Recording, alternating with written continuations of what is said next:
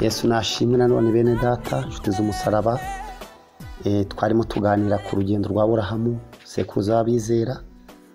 Tubona ko akenshi iyo Imana ihamagaye umuntu mu itangirira rye kumuhamagara imusobanurira aho imukuye n'aho izamujyana n'iki izamugira, ariko hagati muri urwo rugendo amakuru yaho ikayareka, ikamusaba gusa ko ajya yihanga amaso nuko iba yizi neza ibiri imbere muri iyo nzira.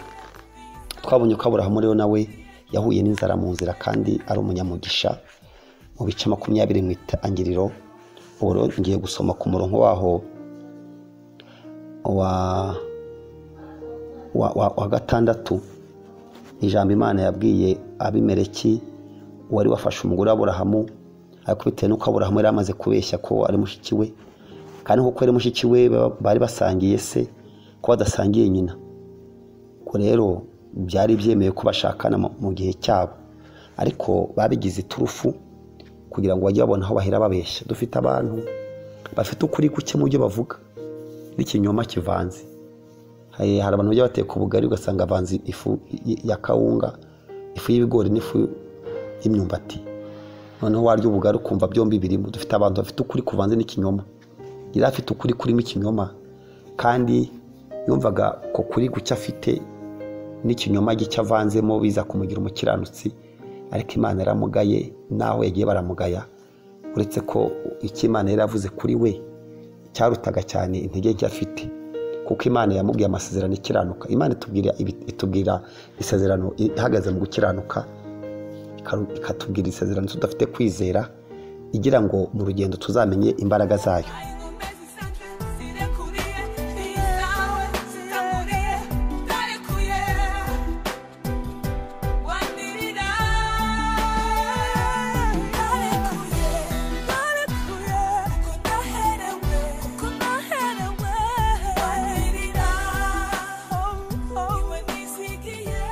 Somye rero mu bice 20 itanyuma ku 6 haranditse ngo Imana imusubiza mu nzozi iti, kuko nzi yuko ukoze ibyo ufite umutima ukiranutse unabimeleki, kuko nanjye nakubujije kumucumuraho, cyo cyatumye ntagukundira kumukoraho. None subiza uwo mugabo umugore we, kuko ari umuhanuzi, azagusabira ukarama, ariko nutamumusubiza umenye yuko uzapfana utazabura gupfa n'abana bawe bose. Abimeleki azinduka kare ahamagaza Aburahamu n'abagaragu be bose, abatekereza ibyo byose, baratinya cyane. Maze Abimeleki ahamagaza Aburahamu aramubaza ati, watugize ibiki?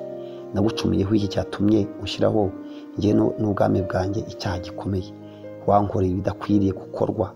Abimeleki arongera abaza Aburahamu ati, wabonye iki cyagukoresheje ibyo? Ibi ngibi nibyo bijya biba ku barokore. Buriya Aburahamu nituzakomeza gusoma uzasanga avuga yuko ngo yatinye ngo ko ari igihugu cy'abanyabyaha, ngo none ngo reka beshye. Ariko wibuke ko Imana imutangira ubuhamya. Aburahamu Imana yavuze ngo uyu ni umuhanuzi, ngo nagusabira umugisha ngo urawugira, kandi uko Imana amuvuzeho agihaguruka ko ari umuhanuzi. Umuhanuzi abeshya ate? Kandi nkubwire rero, umuntu ashobora kuba ari umuhanuzi n'umukozi w'Imana, reka ari umubeshyi.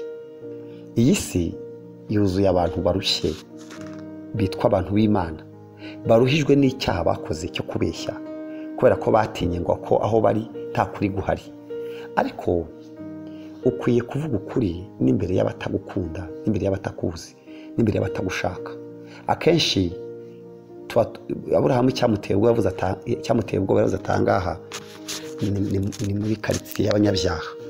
Uyu mugore wanjye aracyari muto kandi ntiyabyaye, yarameze nk'umukobwa, none niba bamubona baranyica, nibarangiza bamusigarane. Reka rero mfashe Imana kurinda isezerano twagiranye, nkora icyaha. Abantu benshi bajya babona inzira zishize, bakabona nta gisigaye, bagahitamo gufata icyaha ngo bakigire ikiraro bambukiraho bajya mu masezerano y'Imana. Umva nkubwire, ntugafashe Imana gusohoza ibyo yakubwiye ukora icyaha. Ntugafashe Imana gusohoza amasezerano ukora icyaha. Yireka urugambi rurwane. Njya mbwira abantu bavugana n'Imana ngo Imana yavuganye nabo nkababwira, ariko se ikibazo ni ukumenya niba mwaravuganye. Mu ntege nke Aburahamu yari afite izo kumenya ko Imana atari Imana, izo ntabwo yajyaga azihana.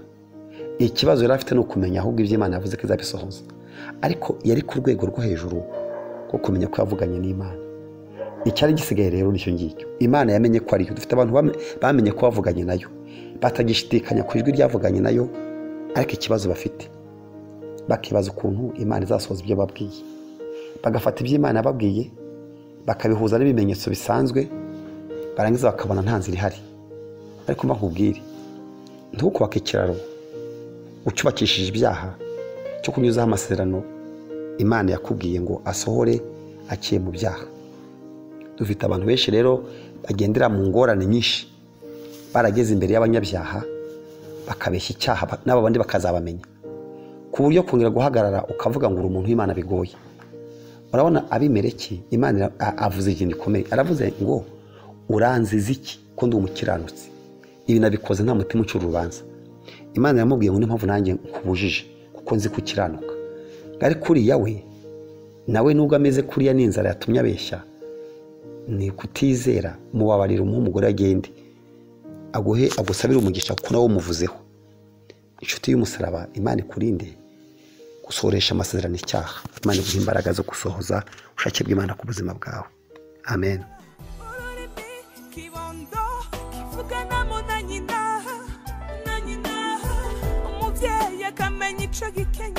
kandi kitazi kuvuga ubwo niko nanjye duhamagaremo wewe unyumva naravuga mwami ndagutabaje tuzi